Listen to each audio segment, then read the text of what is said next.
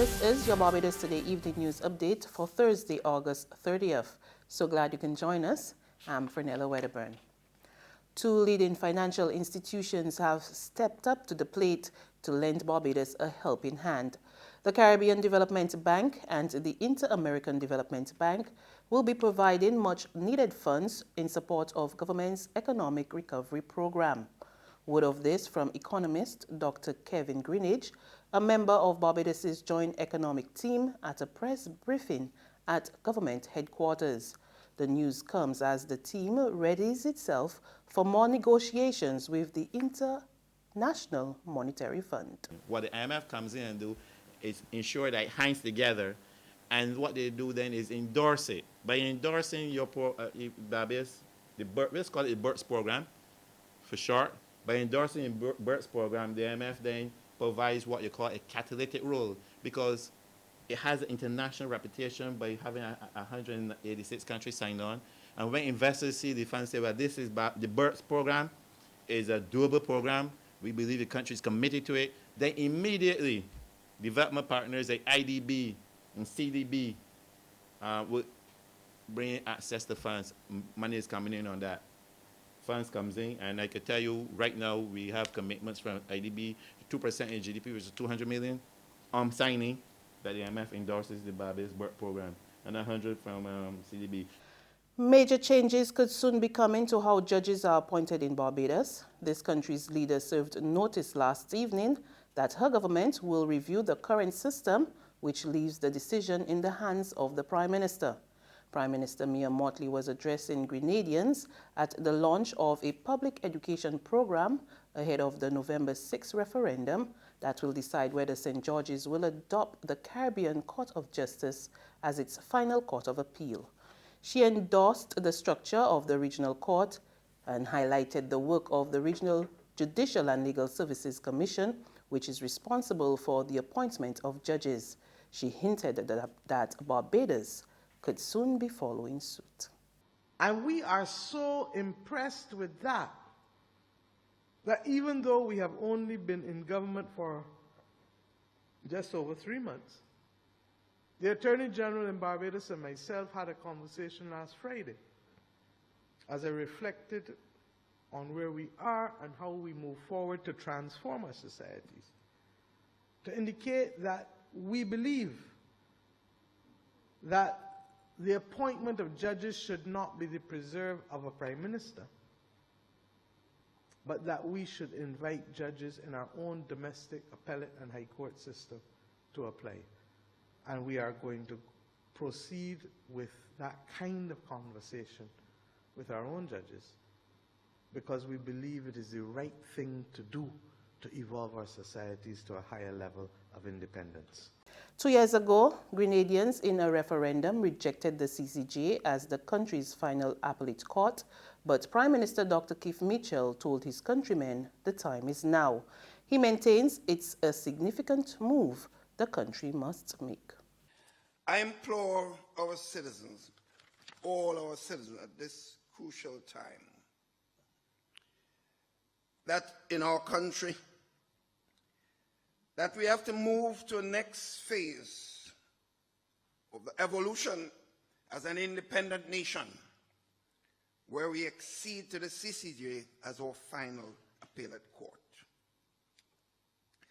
Sisters and brothers, there is nothing political about this move to promote the CCJ. This is beyond partisan political interests. It transcends political boundaries, the future of our children and grandchildren. The Barbados Cancer Society is hoping to raise at least $15,000 to help with the many programs it has in place to assist Barbadians and their families who have been touched by the life-threatening illness. This morning, President of the Society, Dr. Dorothy Cook Johnson, officially launched the association's raffle at Courtesy Garage, which has donated the first prize of a 2018 Hyundai Grand Sedan valued at $65,000. During the launch, Dr. Cook Johnson outlined how the Cancer Society will allocate the proceeds from the raffle, which is now in its 37th year. This incredible team of helpers, which is a whole lot of Barbadian persons who support the society every year to enable us to get rid of a few thousand tickets. And they all are involved in making funds for us that supports, for instance, our free van service, transport service for patients' refreshments and work in the QEH, our early detection clinics. The donations assist us with helping people to cope with groceries and with their illness.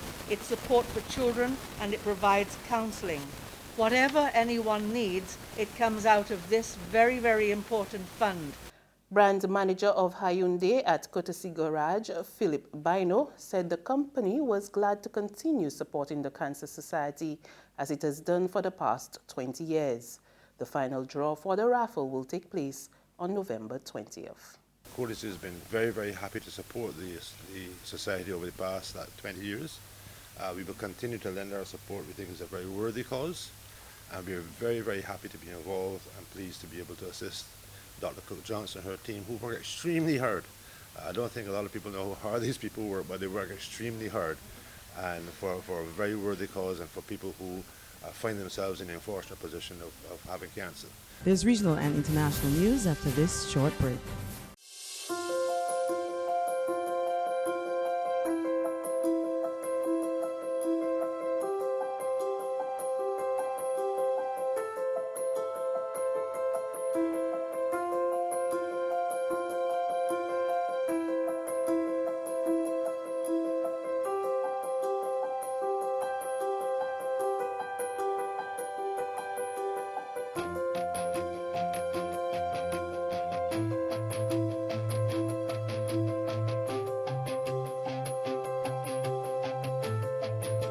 Barbados Today, news you can trust. To regional happenings in Trinidad and Tobago, dozens of communities and thousands of families stand to be severely affected by the closure of Petrotrin's refinery. On the outskirts of the Pointe-a-Pierre base, hundreds of Marabella residents have for years benefited through the employment at the refinery. But they told TV6 News they will lose now, big time. At least 1,700 workers are left grappling with the thoughts of what their future might hold. Here in Marabella, many of the residents have grown up quite literally with the refinery in their backyard. We spoke to some of them today to hear what their thoughts were on the decision. I want to know how much people they want to put on the bread line again. If they want more murdering and more killing and thieving and things. That is all I want to know. How much more people they're going to make suffer again in this country? If they shut down, where do they go? That's some people I don't know about. So it's tough, it's real tough out there. We had cocoa, they done with it, rice, they done with it, we had sugar, they done that too. No, we had oil and gas, and they done with that too. Most we spoke with are worried massive job cuts like this one will exacerbate the crime situation. And further afield, the late Republican U.S. Senator John McCain was eulogized across America's political divide today by Democratic former Vice President Joe Biden, who hailed his longtime Senate colleague as a brother and a beacon for bipartisanship. Biden paid tribute to the two-time Republican presidential candidate who died on Saturday from brain cancer at age 81 during a 90-minute memorial service at North Finis Baptist Church, the latest in a string of commemorative salutes to the Vietnam War hero and politician. The way I look at it, the way I thought about it, was that I always thought of John as a brother. We had a hell of a lot of family fights. Look, I've been thinking this week about why John's death has hit the country so hard. I think it's because they knew John believed so deeply and so passionately in the soul of America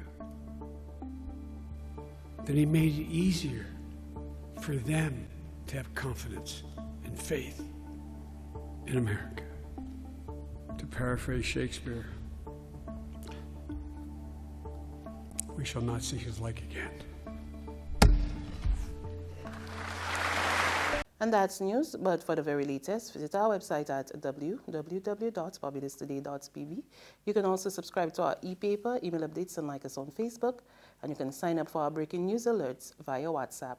We're also on Izumi Media and bus terminals, as well as screenplay at supermarkets and gas stations near you. And you can also hear us on Mix 96.9 FM.